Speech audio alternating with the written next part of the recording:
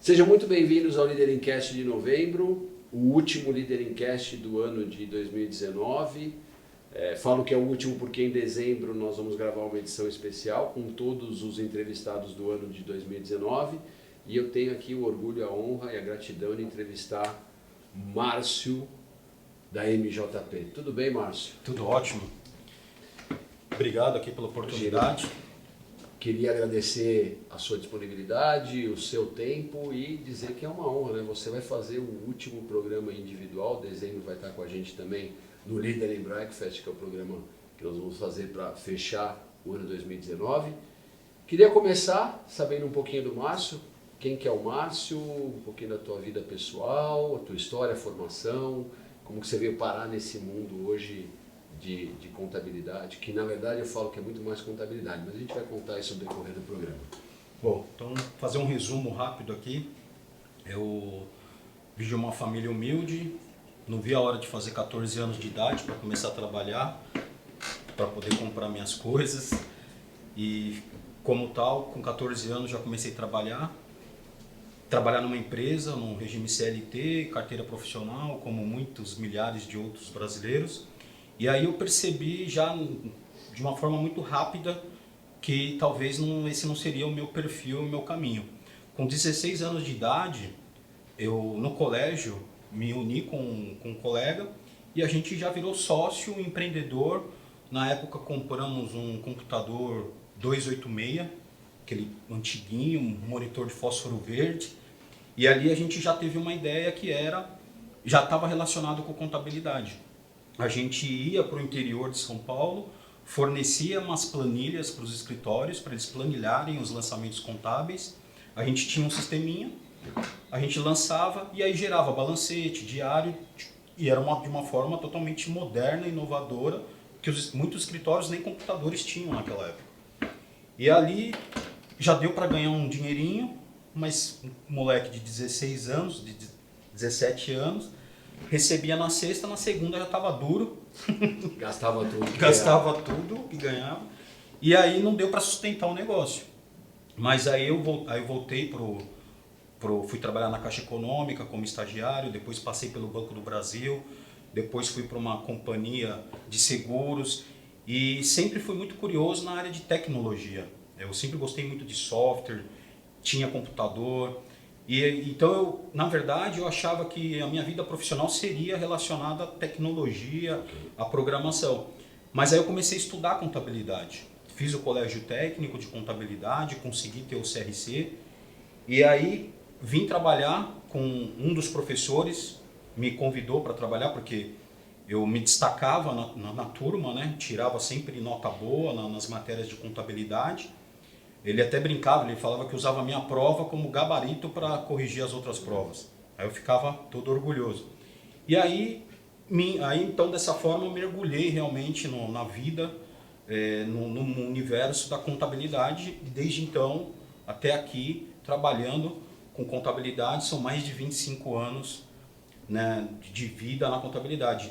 Quantos anos você tem, Márcio? Estou com 47.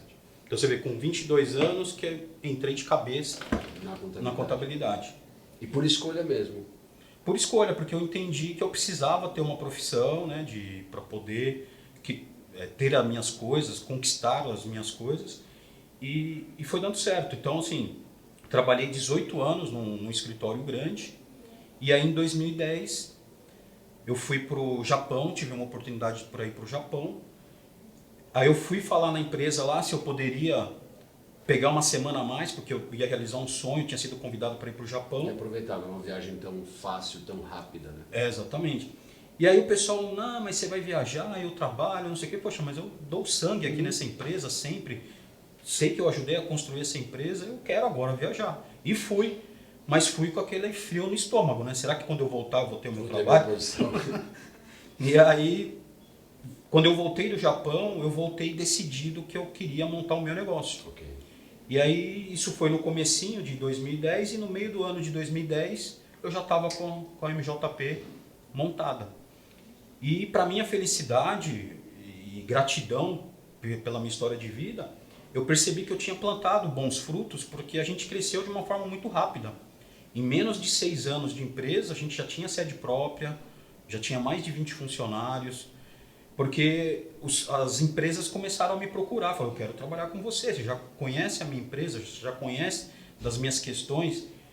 E então hoje a MJP, a gente já tem um pouco mais de 300 clientes, uma carteira bem pulverizada, e a gente continua nesse ritmo de curiosidade, de entregar a solução para os nossos clientes. E isso que eu percebo que está fazendo a diferença da nossa empresa nesse mercado de empresários contábeis, e a gente consegue se destacar sempre usando a tecnologia. Então eu faço essa reflexão e vejo que aquela minha curiosidade inicial com tecnologia, ela nunca me abandonou. E se juntou principalmente a hora que você foi empreender. Exatamente. Então fez diferença também para a minha vida empresarial e vem fazendo até hoje. Né? As ações que a gente sempre está buscando de inovação, de gerar soluções, de entregar as coisas de uma forma moderna para os nossos clientes. Né? Então a minha vida profissional, eu me formei, né, em contabilidade, mas eu sempre falo, o estudar nunca para. O profissional de contabilidade, ele tem que gostar de ler todos os dias, porque a legislação sempre mudando. No Brasil, a gente vê lá o pessoal falando, é um manicômio tributário, é uma loucura, é um nó tributário sem fim. E o contador, ele tem esse papel de destrinchar esse nó e entregar para o seu cliente, seu parceiro, de uma forma mais simples, menos burocrática. Para o leigo, né, que ele também está lá empreendendo, ele não consegue entender essa loucura toda. Então hoje a gente percebeu que essa é a nossa fonte principal de desempenho e se destaque no mercado de contabilidade. Você acredita que hoje o grande diferencial da MJP com relação ao mercado de contabilidade em geral é agregar tecnologia e agregar facilidade para o cliente, para que ele possa focar muito mais no negócio dele e não tenha que estar tão conectado com as questões talvez tributárias e contábeis? Ou seja, esse é o papel da MJP hoje, é ser uma extensão dessa área financeira, contábil, tributária, o recursos humanos, enfim, no sentido de recursos humanos, sistema enquanto departamento pessoal, encargos. É isso que faz o diferencial hoje de vocês, Márcio, no mercado? Então, é diferencial, mas ao mesmo tempo a gente já incorporou isso. Ou seja, a gente tem perfis de clientes. E uma coisa que eu falo muito aqui dentro da empresa é essa sensibilidade de entender o perfil do cliente. A gente tem aquele cliente que quer entender, no mínimo detalhe, o cálculo, como funciona, porque é o perfil daquele empresário.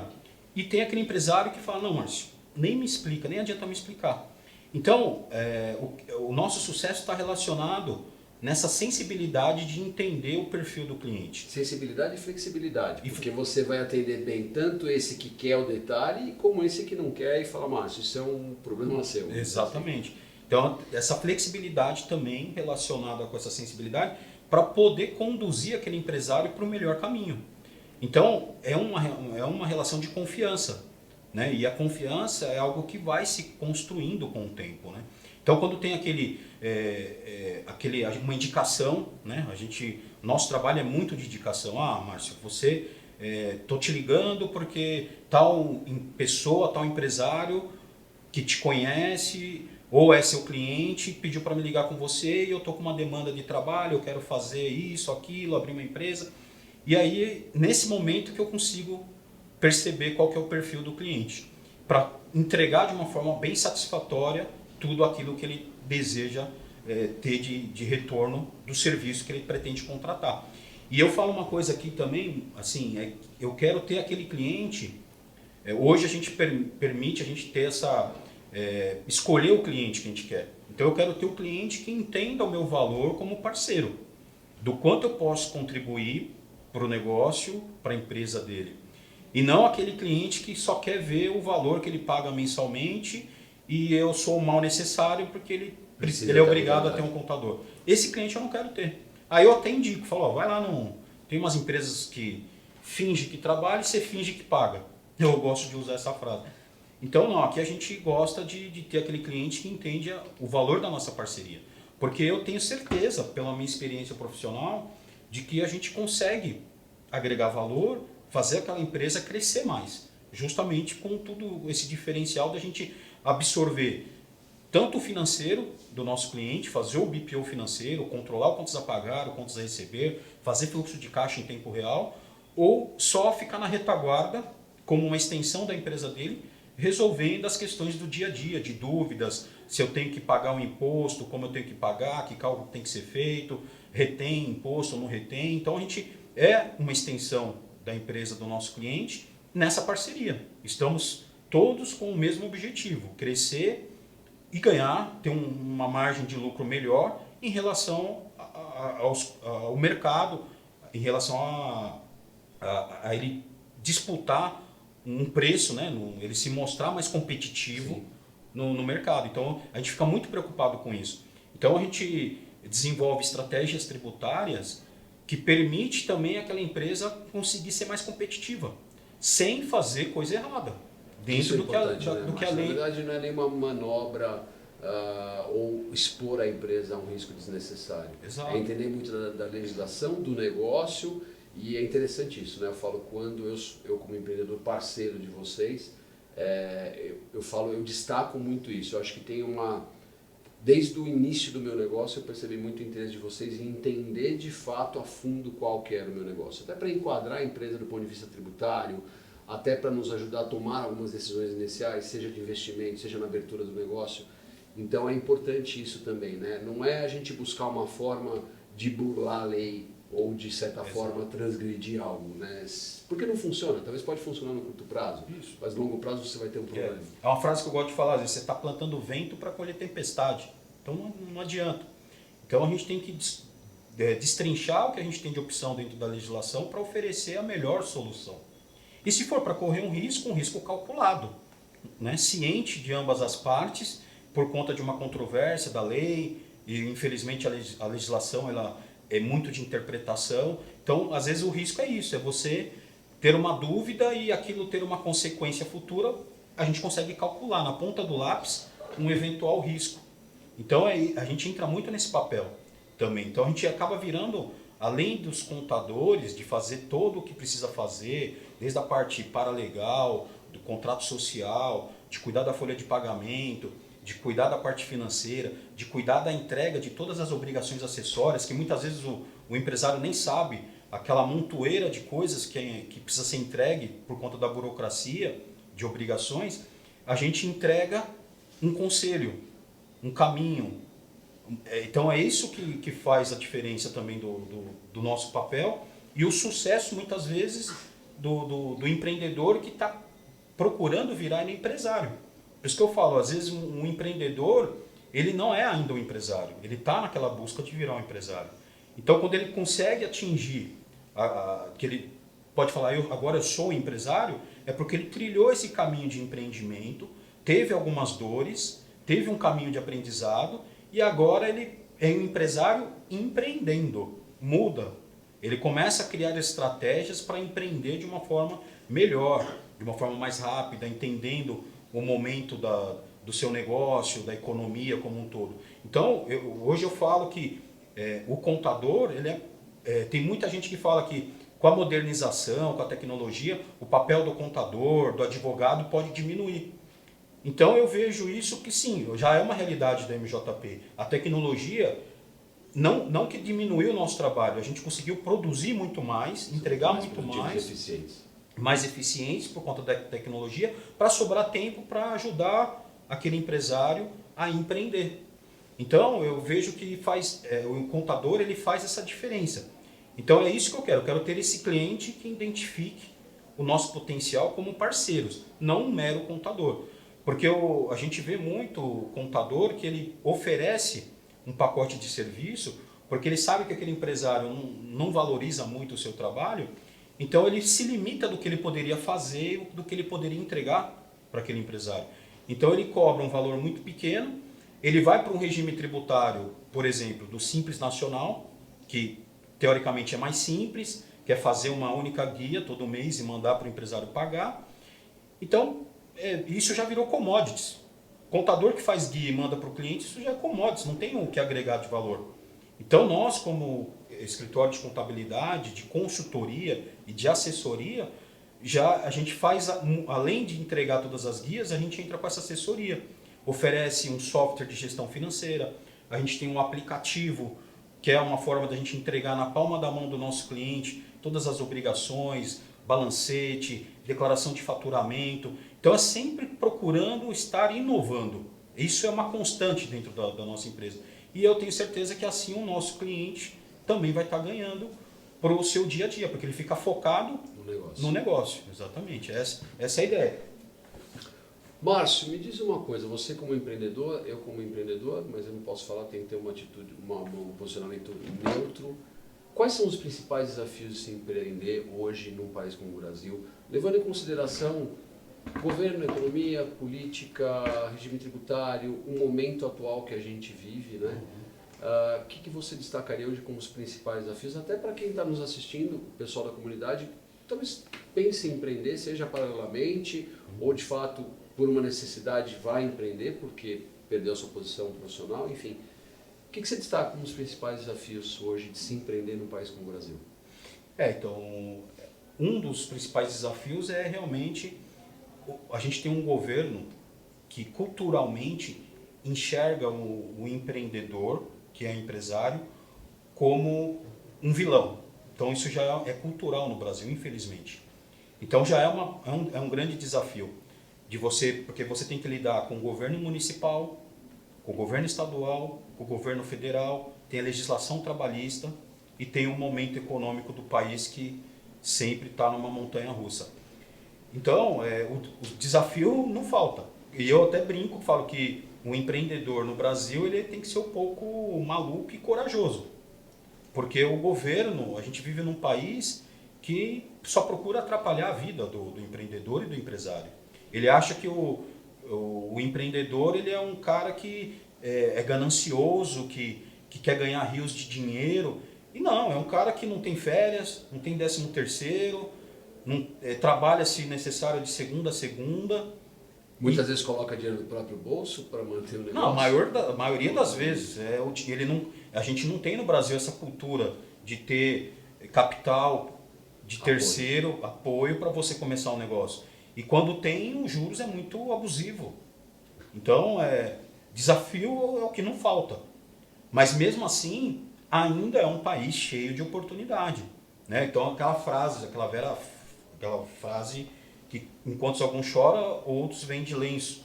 Então assim, é essa visão que o empreendedor tem que ter.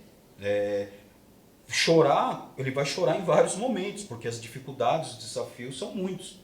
Mas ele tem que ter essa coragem de enfrentar esses desafios e vencer cada um. E aí ele vai adquirindo esse gosto de falar, nossa, venci mais uma etapa, vou para outra. Então a rotina passa a ser de vitórias e de vencer esses desafios. E aí que eu enxergo como ele tem que ter um contador que também entenda esses desafios. Não ser um contador passivo, que está ali entregando as coisas de uma forma passiva. Se ele encontrar um bom profissional, vai fazer a diferença para ele vencer esses desafios de uma forma mais rápida, de uma forma mais inteligente, sem sofrer tanto.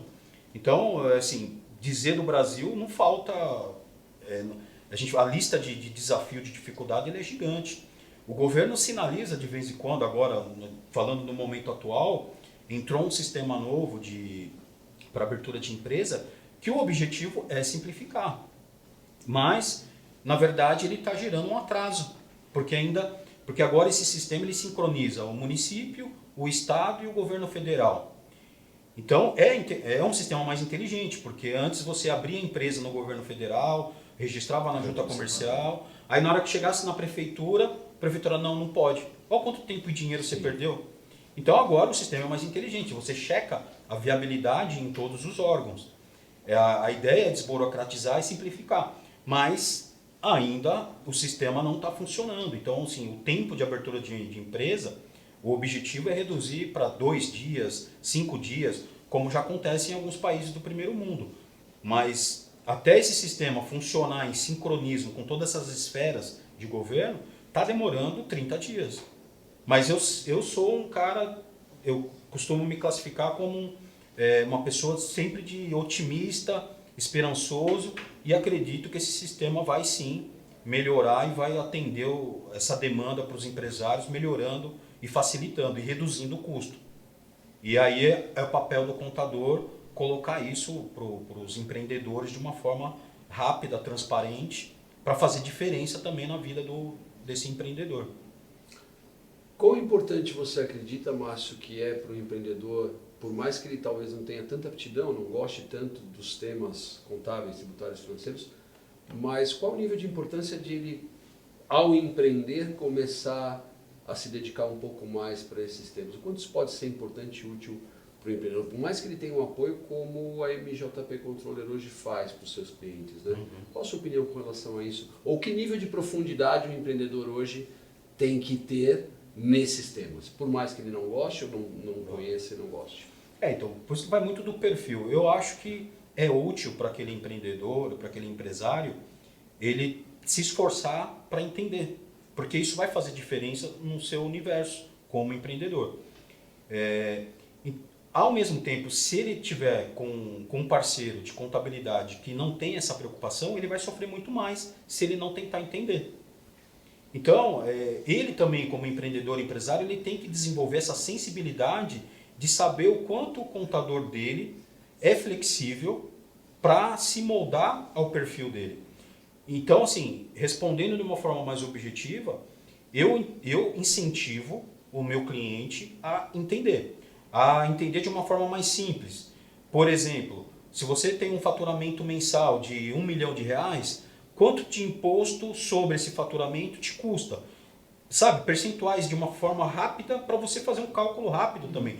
Não precisa entrar num nível de detalhe de saber que tem uma folha de pagamento no valor X, que aquilo está num regime de tributação, que o percentual é Y. É estabelecer métricas, né, matemáticas. Ele possa tomar decisão. Exatamente. São números mais pontuais para que o empresário possa tomar decisão. Exatamente. Então ele tem que ter, eu acho que como empresário, ele tem que agregar isso para o seu portfólio de dia a dia, de conhecimento, para ele poder também ser mais competitivo no seu dia a dia. E aí aquele empresário que realmente ele não consegue, contratar um escritório que ele confie, que faça tudo isso para ele.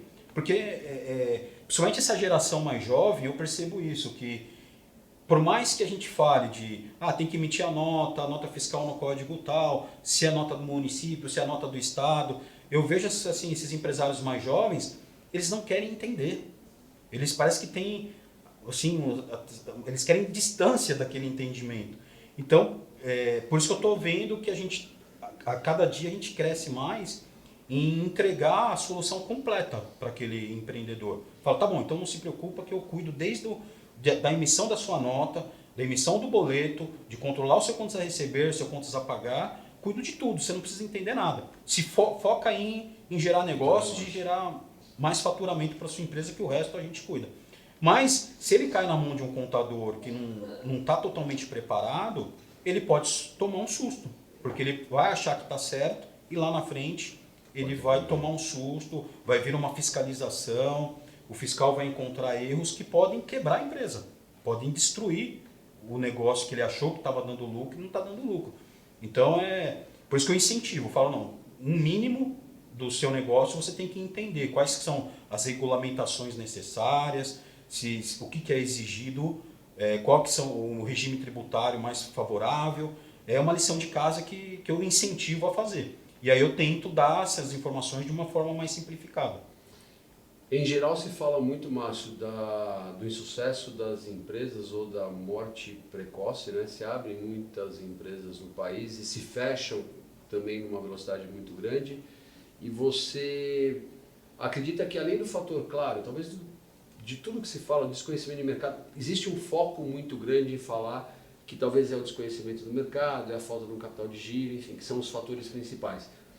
Mas a minha pergunta para você é, será que essa falta do conhecimento também nessa parte específica do business, né, da empresa, também não pode ser um fator que leve o empreendedor ao insucesso? Essa falta de visibilidade e conhecimento nessa questão financeira, fiscal, tributária e assim por diante? Sim, infelizmente eu já vi alguns casos. uma conta rápida que eu gosto de fazer é assim, falando do regime tributário do Simples Nacional. Então, eu vou imaginar que a sua empresa está no Simples Nacional e aquele contador está preocupado em te fazer a guia e te mandar para pagar. Aí você chega lá, recebe a guia do imposto, aí você fala, mas contador, não tenho caixa para pagar esse imposto. Tem que acender uma luz, né? Sim. Não está sobrando dinheiro para você pagar o imposto. Tá, e por isso que eu vejo que aí é um grande erro do contador, que a empresa lá não está sobrando dinheiro nem para ela pagar o imposto e o contador não está vendo, porque ele não está fazendo contabilidade como deveria, para refletir o lucro da empresa. Uma empresa dessa que está no Simples Nacional, ela poderia estar no lucro real, porque ela está dando prejuízo. E aí o contador tem que sentar com esse empresário e tentar entender, tá, qual que é a sua perspectiva de faturamento? Ó, o seu custo eu já sei qual que é, agora qual que é a sua perspectiva de faturamento? E aí o contador entra para o plano de negócio. Perfeito. Então, infelizmente, tem muitas empresas que nascem e morrem porque não teve uma assessoria tributária mínima adequada. Então, também é um fator que mata muita empresa. E infelizmente, às vezes eu sou procurado aqui, ó, você foi indicado porque a minha empresa está numa situação difícil. Já em situações, exatamente. muitas te procuram numa situação... Já está morrendo. Aí a gente vai tentar fazer aquela coisa de emergência. E aí entra a história do risco. Ó, vamos ver aqui então, vamos sair desse regime tributário, vamos para o outro tem um risco X, mas o resultado pode ser melhor. Então você consegue, da sua perspectiva de faturamento, a gente faz uma conta para ver quanto ainda você consegue sobreviver, se precisa pegar capital de terceiros. Então a gente consegue entrar com isso. E aí o feeling do empresário, ele vai fazer diferença com essa conta que a gente vai fazer para ele tomar uma decisão. Pô, o meu negócio não... Se eu pagar o imposto 100% certo, meu negócio não sobrevive. E aí ele vai fazer a pergunta para ele mesmo, vale a pena? Então eu vou fechar e vou tentar outra coisa. Então o pior cenário é isso, é a empresa morrer porque ela não aguenta nem pagar o imposto, aí ela tem folha de pagamento, o cara tem aquele passivo da folha de pagamento que ele não está reconhecido. Quando ele vai mandar embora, a pessoa tem aviso prévio indenizado, tem multa de fundo de garantia. Então tudo aquilo não foi contabilizado. Então o empresário, ele vai tomar um susto, além de estar quebrando, ele ainda vai tomar um susto com a dívida que ele vai estar assumindo, ele vai para falência, vai efetivamente. Então faz sim, é um fator que pode matar a empresa se ele não olhar da parte fiscal, trabalhista, contábil.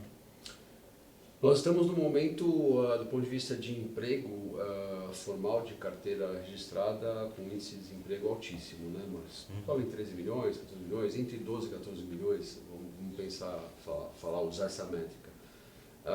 Só opinião pessoal, sem tentativa de acerto cravado 100%, você vê uma perspectiva de muito mais gente empreendendo em 2020? Como é que você olha para o ano 2020? Qual que é a tua opinião do Márcio com relação ao próximo ano que está chegando, diante de todo o cenário que a gente está vivendo no momento político, econômico, financeiro e tributário, as reformas que vieram agora, a reforma da Previdência?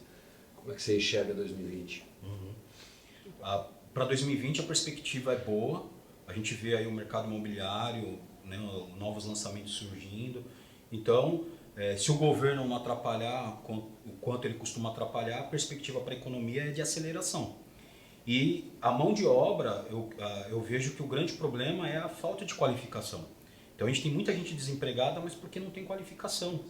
E o governo tinha que tentar criar algum estímulo, algum programa para treinar essa mão de obra, né? Mesmo que de uma forma mais simples, mais técnica, que vai fazer diferença. Porque com essa aceleração, a gente vai sofrer mais ainda com essa falta de mão de obra qualificada. E aí vai inflacionar os salários, ou seja, é meio perigoso isso também. Então esse vai ser um desafio dos empresários.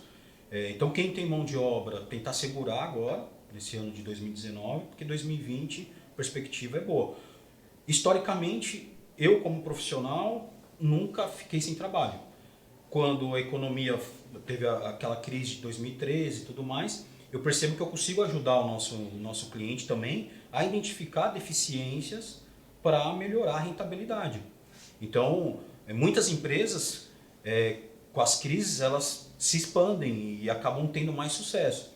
Então, para 2020, 2021, eu estou vendo crescimento.